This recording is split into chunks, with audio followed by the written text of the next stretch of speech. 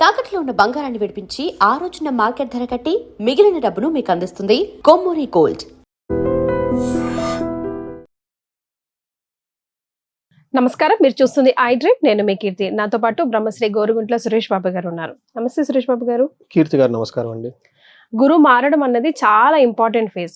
Of course ద్వాదశ రాశుల్లో కూడా చాలా ఇంపార్టెంట్ ఫేజ్ అని, మంచి చెడు ఒక్కొక్క రాశికి ఏం జరగబోతుంది, ఎలాంటి చేంజెస్ రాబోతుంది, ఉంటే 1 year పాటు వారు ఉంటారు కాబట్టి ముఖ్యంగా ఈ 1 year పుట్టే పిల్లలకి చాలా చాలా విద్యా బుద్ధులు అలాంటివన్నీ బాగుంటాయని వింటున్నాం. మరి వాళ్ళకి ఎలాంటి వాళ్ళకి అన్ని తెలుసుకుందామండి ఒకసారి. సో గురువు మార్పు మరి మిథున రాశి వారికి ఎలా ఉంటుందండి? సో ఈ గురువు మారటం వల్ల బాగా అంటే బాగా బెనిఫిట్ పొందబోతున్న రాశుల్లో ఒక రాశి మిథున రాశి. ఎందుకంటే గురువు 2nd house లో ఉంటే చాలా యోగ్యతను ఇస్తుంది. ఏ విషయాల్లో కుటుంబానికి సంబంధించి, ధనానికి సంబంధించి, ధనాన్ని కూడబెట్టుకోవటానికి సంబంధించి, అలానే బంధువులకు సంబంధించి, తర్వాత అత్త మామలకి ఇళ్లలోకి వెళ్తారు కదా లేడీస్, అత్తగారింట్లో ఉంటూ ఉంటారు. అలా అత్తగారింట్లో చక్కగా ఉండటానికి, అలానే తో బాగా కనెక్ట్ అవ్వటానికి చాలా బెస్ట్ పొజిషన్ అండి. గురువు 2వ స్థానంలో ఉంటే చాలా యోగ్యతను ఇస్తుంది. పెళ్లి కాని వాళ్ళకి పెళ్లి అవుతుంది, తీర్థయాత్రలు చేస్తూ ఉంటారు, అన్నదమ్ముల మధ్య బాగుంటుంది, అన్ని విషయాలు ఏ విషయం చూసినా బాగుంటుంది. సో గురువు ఏదైతే పాజిటివ్ రిజల్ట్స్ ఇవ్వాలో అవన్నీ ఇస్తున్నారు మిథున రాశి వాళ్ళు. మిథున రాశి వాళ్ళకి ఇస్తున్నారు. మనకి 2nd house లో ఉండటంతో ఎలాంటి రిజల్ట్ ఇస్తారనేది మనకి సంస్కృతంలో మన గ్రంథాల్లో ఏం చెప్పారంటే మనస్సౌఖ్యం. మనసు చాలా చక్కగా హ్యాపీగా, మోస్ట్ ఇంపార్టెంట్ అది. మైండ్ కరెక్ట్ గా ఉంటే అన్ని కరెక్ట్ గా ఉంటాయి. తర్వాత వీళ్ళకి మనస్సౌఖ్యం, యశో వృద్ధి, కీర్తి ప్రతిష్టలు పెరుగుతూ ఉంటాయి అంట. చక్కగా వాళ్ళని అప్పటిదాకా అప్రిషియేట్ చేయని వాళ్ళని వీళ్ళకి బాగా అప్రిషియేట్ చేస్తూ ఉంటారు, బాగుందంటూ ఉంటారు. వాళ్ళల్లో ఎంతమంది చేసిన ప్రాజెక్ట్స్ కానీ అవన్నీ ఉంటే ఇప్పుడు ఫ్రూట్ఫుల్ అయిపోయి రిజల్ట్ వస్తూ ఉంటుంది. అలానే గ్రాడ్యుయేషన్ కావాల్సిన వాళ్ళకి గ్రాడ్యుయేషన్ అయ్యే అవకాశం ఉంటుంది. ప్రమోషన్స్ రాకుండా అప్పటిదాకా ఏదో చేస్తున్నాంలే అన్న పరిస్థితి నుంచి అన్ఎక్స్పెక్టెడ్ గా ప్రమోషన్స్ వచ్చే అవకాశం ఉంటుంది. ఇదంతా ఏమవుతుందంటే యశో వృద్ధి. అప్పటిదాకా నార్మల్ గా ఉన్న వ్యక్తి మేనేజర్ అయిపోగానే మేనేజర్ అని కీర్తి ప్రతిష్టలు ఇస్తూ ఉంటారు అనమాట. అలానే పొలిటీషియన్ కూడా చాలా మంచి పొజిషన్ అండి. ఈ రాశిలో ఉన్న వాళ్ళకి కొత్తగా ఎలక్షన్స్ జరిగిన వాళ్ళకైతేనేవ్వండి, పాత వాళ్ళకి కొత్త ప్రమోషన్స్ వచ్చి కొత్త పొజిషన్స్ వచ్చే అవకాశం ఉంటుంది. తద్వారా చూడండి, అప్పటిదాకా నార్మల్ మనిషి ఎప్పుడైతే మేనేజ్మెంట్ పొజిషన్ వచ్చేసిందో అందరూ ఎదురు with fear or favour follow అవుతూ ఉంటారు. ఇది వీళ్ళకి వచ్చే అవకాశం ఉంటుందండి. ఇక్కడ ఇండైరెక్ట్ గా వాళ్ళు అదే చెప్తున్నారు. అంతేకాకుండా సౌభాగ్యం, అనుకోకుండా అదృష్టం కలిసి వస్తుంది వీళ్ళకి. ప్రమోషన్ రావటం అంటే అదే కదండి కదా. అలానే ధనాగమన, ధనం కూడా వస్తుందంట. న్యాచురల్ గా ప్రమోషన్స్ వస్తే అన్ని వస్తుంటాయి. ప్రాజెక్ట్ వస్తే మనం కంపెనీలో ఉంటాము, మళ్ళీ ఆ ప్రాజెక్ట్ 6 months 1 year పడుతుంది, మనం అప్పటిదాకా హ్యాపీగా కూర్చోవచ్చు.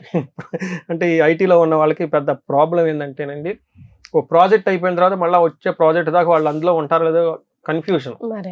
అందుకని వాళ్ళు ప్రే చేస్తూ ఉంటారు, మాకు కొత్త ప్రాజెక్ట్ రావాలి. ఒకసారి ప్రాజెక్ట్ వచ్చి అందులో పడిపోయామనుకోండి, 6 months నుంచి 1 year మినిమం అందులో ఉంటారు హ్యాపీ, ఇంకెవరిని టచ్ చేయరనమాట. అలా వీళ్ళకి కొత్తగా ప్రాజెక్టులు రావటం, అందులో కూడా టీమ్ లీడ్ అవటము, లేదంటే ఒక నాయకత్వ లక్షణాలు కలిగిన జాబులు వస్తే అవకాశం చాలా ఎక్కువగా ఉంటుంది. ఇంకోటి మోస్ట్ ఇంపార్టెంట్ ధర్మ వ్యయం. వీళ్ళు ఖర్చు చేసేటప్పుడు ఎలా ఖర్చు చేస్తారంటే ధర్మబద్ధంగా ఖర్చు చేస్తారు. అంటే తీర్థయాత్రలు జరగటం, పెళ్లిళ్ళు చేయటం, సమాజానికి ఉపయోగపడే పనులు చేయటం, దేవాలయాలు నిర్మించటం, ఎలా పడితే అలా లావిష్గా డబ్బులు ఖర్చు చేయకుండా నిజంగా అవసరం ఉన్నదానికి మాత్రమే డబ్బు ఖర్చు పెడుతూ ఉంటారు. వీటితో పాటు మనస్సౌఖ్యం, ఇవన్నీ చక్కగా ఉంటాయి అని మనకి చెప్తారు. అంటే మనకి మనస్సౌఖ్యం, యశోవృద్ధి, సౌభాగ్యం, ధనాగమ, ధర్మ వ్యయం, మనస్సౌఖ్యం, ద్వితీయ స్థానకే గురువు అంటారు. ఓవరాల్ గా గురువు 2వ స్థానంలో ఉంటే ఈ ఇందులో చెప్పిన కాకుండా ఇంకా కొన్ని విషయాలు రియల్ టైంలో చూస్తే వాళ్ళు ఫ్యామిలీ మెంబర్స్తో చాలా బాగుంటారు. ధనాన్ని కూడబెడతారు, అక్యుములేటెడ్ ప్రాపర్టీ అంటే మనం ధనం అంటారు. అంటే డబ్బులు వేరండి, మనకి సంపదలు కరెక్ట్ గా మాట చెప్పాలంటే సంపదలు కూడబెట్టుకుంటారు. అంటే ఇల్లు కొనుక్కోవటం, లేదంటే బ్యాంక్ బ్యాలెన్స్ ఫిక్స్డ్ డిపాజిట్ చేసుకోవటం, స్థిరాస్తులు పర్ఫెక్ట్ గా చెప్పారు, స్థిరాస్తులు ఎక్కువగా పెట్టుకుంటూ ఉంటారు. కొత్తగా పెళ్ళైన వాళ్ళు అత్తగారింట్లో కొంచెం అడ్జస్ట్ అవ్వడం, ఈ ఇబ్బందులు ఉంటాయండి, సహజంగా న్యాచురల్ గా ఉంటాయి. ఈ టైంలో వాళ్ళకి అవన్నీ సెట్ అయిపోతాయండి. సెట్ అయిపోయి చాలా చక్కగా ఉంటారు. వీళ్ళ గురించి బాగా గొప్పగా మాట్లాడుకుంటూ ఉంటారు. మెయిన్ కొత్తగా పెళ్ళైన వాళ్ళకి ప్రెగ్నెన్సీ రిలేటెడ్ ప్రాబ్లమ్స్ ఏమన్నా ఫేస్ చేస్తుంటే ఈ టైంలో అవన్నీ పోయేసి పిల్లలు పుట్టే అవకాశం ఎక్కువగా ఉంటుంది. ఫ్యామిలీ ఎక్స్పాండ్ అవుతుంది. ఫ్యామిలీ ఎక్స్పాండ్ ఎలా అవుతుందండి, ఒకటి అప్పటిదాకా పెళ్లి కాని వాళ్ళు పెళ్లి అయిపోతే భార్య హస్బెండ్ వస్తారు కాబట్టి ఫ్యామిలీ సెటప్ అయిపోతుంది. ఈ టైంలో పిల్లలు కూడా పుట్టేస్తారు, ఎక్స్పాండ్ అయిపోతుంది. అందుకని ఫ్యామిలీ ఎక్స్పాండ్ అయిపోతుందని మనకు చెప్తూ ఉంటారు. ఈ ప్రకారం ఏది చూసినా బాగుంటుంది. ఒక్క విషయంలో కొంచెం జాగ్రత్తగా ఉండాలి. మరీ దూకుడుగా వెళ్ళకూడదు ఇల్లు. టూ మచ్ దూకుడుగా వెళ్ళినా కానీ బాస్తో ప్రాబ్లమ్స్ వచ్చేసి అనుకోని విధంగా ప్రాబ్లమ్స్ క్రియేట్ అవుతాయి. అంటే బ్యాక్ ఫైర్ అంటారు. కొన్నిసార్లు మనం ఎంతలో వెళ్ళాలి అంతలోనే వెళ్ళాలి, లిమిటెడ్ గా. టూ మచ్ వెళ్ళినా కానీ ప్రాబ్లం అవుతుంది. మనం ఏ ప్రకారంగా చూసుకున్నా గురువుకి ఈ మిథున రాశి వాళ్ళకి మంచి జరుగుతుంది, చాలా చాలా మంచి జరుగుతుందని మనం చెప్పుకోవచ్చు అండి. రైట్. సో మరి వీళ్ళకి ఇంకా అనుకూలమైన రిజల్ట్స్ ఇవ్వాలి, అలాగే ఉండాలి అంటే ఎలాంటి రెమెడీస్ ఫాలో అవ్వాలండి? వెరీ సింపుల్ అండి. గురువు ఏమవుతుందంటే గురువు ఓవర్ అంబిషన్ క్రియేట్ చేస్తారు. ఓకే. గురువుకి అన్ని ఇస్తాడండి, కానీ గురువులో ఉన్న ఒక ప్రాబ్లం ఏంటంటే చాలా సెన్సిటివ్ అండి ఇది. గురువు ఆకాశ తత్వాన్ని, శూన్యతత్వాన్ని కలిగి ఉంటారు. అందుకని మనకు స్కూల్లో మాస్టర్లు కానివ్వండి, లేదంటే మనకు స్పిరిచువల్ ఆధ్యాత్మిక ఉన్న గురువులు ఏం చెప్తారు, ఇంద్రియ నిగ్రహం కలిగి ఉండాలి, జాగ్రత్తగా ఉండి అంటారు. అది రియల్ గా పాసిబుల్ అవుతుందండి? కాదు. కానీ అలాంటి వర్క్ చెప్పేస్తారు గురువులు. అలానే ఒక పెద్ద మ్యాథమెటికల్ సమ్ ఇక్కడ నుంచి ఇక్కడ వరకు అన్ని రాసేసి హోంవర్క్ ఇచ్చేస్తారు. ఆ ప్రాబ్లం అక్కడ వస్తుంది అనమాట. వాళ్ళకి ఈజీగానే ఉంటుంది, మనకు అర్థమైనట్టు ఉంటుంది, హోంవర్క్ చేయాలంటే కష్టంగా ఉంటుంది. అయితే ఈ గురువు పెట్టేటప్పుడు ఏమవుతుందంటే ఓవర్ అంబిషన్స్ క్రియేట్ చేస్తారు. అప్పటిదాకా వీళ్ళకి ఒక టార్గెట్ ఇస్తే 100, వీళ్ళు ఏమంటారు 100 చాలా ఈజీ అండి, 200 300 చేసేస్తాం. మరి ఓవర్ అంబిషన్స్ వెళ్ళిపోతూ ఉంటారు. కాబట్టి అలా ఓవర్ అంబిషన్స్ ఉండకుండా రెచ్చగొడుతుంటారు కొంచెం. వీళ్ళే ఎన్ని కంపెనీలైనా స్టార్ట్ చేస్తాం, ఎంతైనా చేసేస్తాం, మాకు ఎదురు లేదన్నట్లు ఒక ఓవర్ అంబిషన్ క్రియేట్ చేస్తారు. కాబట్టి అలా ఓవర్ గా అంబిషియస్ గా ఉండకుండా హంబుల్ గా ఉండడం చాలా ఇంపార్టెంట్. రియల్ టైంలో డెలివరీ అయ్యే విధంగా ప్లాన్స్ ఉంటే చాలా చాలా మంచిది. ముఖ్యంగా వీళ్ళు స్పిరిచువల్ ఆధ్యాత్మికమైన బుక్స్ చదవడం చాలా ఇంపార్టెంట్ అండి. భగవద్గీత కానివ్వండి, అష్టాదశ పురాణాలు కానీ, వేదాంతాల నుండి కేనోపనిషత్తు కానివ్వండి, ఇలా ఉపనిషత్తులు కొన్ని ఉంటాయి. ఏదో ఒకటి పట్టుకొని పికప్ చేసుకొని డైలీ నిద్రపోయే ముందు ఒక చిన్న శ్లోక చదువుతూ ఉంటూ డీకోడ్ చేస్తూ దాని గురించి ఆలోచిస్తూ, అంటే ఎక్కువ చదవనవసరం లేదు, ఆలోచిస్తూ ఉంటే వీళ్ళకి ఆ ఓవర్ అంబిషన్స్, గురువు ఇచ్చే టూ మచ్ పాజిటివ్ రిఫ్లెక్షన్ అంటారు అనమాట, రాకుండా ఉండి బాగుంటుంది. గురువు మారడం అన్నది చాలా ఇంపార్టెంట్ ఫేజ్. అఫ్ కోర్స్ ద్వాదశ రాశుల్లో కూడా చాలా ఇంపార్టెంట్ ఫేజ్ అని. మంచి చెడు ఒక్కొక్క రాశికి ఏం జరగబోతుంది, ఎలాంటి చేంజెస్ రాబోతుంది, ఉంటే 1 year పాటు వారు ఉంటారు. కాబట్టి ముఖ్యంగా ఈ 1 year పుట్టే పిల్లలకి చాలా చాలా విద్యా బుద్ధులు అలాంటివన్నీ బాగుంటాయని వింటున్నాం. మరి వాళ్ళకి ఎలాంటి వాళ్ళకి అన్ని తెలుసుకుందామండి ఒకసారి. మరి గురువు మార్పు వల్ల కర్కాటక రాశి వారికి ఎలా ఉంటుందండి? ఇది చాలా ట్రిక్కీ అండి. చాలా రీసెర్చ్, చాలా అండర్స్టాండింగ్ కూడా చేసుకున్నాను నేను ఈ కర్కాటక రాశి గురించి. యూజువల్ గా మనకి శాస్త్రాలు ఏం చెప్తారంటే అండి, గురువు జన్మ రాశిలో ఉంటే మంచిది కాదు అని చెప్తారు. ఇట్స్ రిటర్న్ అండి, ఇట్స్ వెరీ రిటర్న్. అయితే కొన్ని ఎక్సెప్షన్స్ ఇచ్చారండి. అందులో ఏంటంటే గురువు వచ్చే స్థానంలో ఉన్నా, లేదంటే శుభ గ్రహ దృష్టిలో ఉన్న ఆ యొక్క ఏమంటారు పెట్టే ప్రతికూల పరిస్థితులు పర్సెంటేజ్ తగ్గుతుంది అని చెప్తూ ఉంటారు. ఈ సంవత్సరం ఏమైందంటే వీళ్ళకి గురువు వాళ్ళ కర్కాటక రాశి సొంత రాశిలో ఉచ్చ స్థానంలో ఉన్నారు. అంటే జన్మరాశిలోకి వస్తున్నారు. జన్మరాశి గురువు మంచిది కాదు, కానీ ఉచ్చ స్థానంలో ఉండటంతో వీళ్ళకి వచ్చే ప్రతికూల పరిస్థితులు అంత ఎక్కువగా ఉండవు, అంటే మోడరేట్ గా ఉంటాయని మీరు గమనించాలి. అయితే ఇన్ కేసు మనకు శాస్త్రాలు ఏం చెప్పారు, రియల్ లైఫ్ లో ఏం జరుగుతుందని మనం ఒకసారి చూద్దామండి. ఫస్ట్ ఏమవుతుందంటే వీళ్ళకి మన శాస్త్రాలు ఏం చెప్పారంటే రాజకోప, ముందు శ్లోకం చెప్తారు, రాజకోపో యశోహాని ఉద్యోగస్య విరోధకం బుద్ధి భ్రంశో భాగ్యహాని.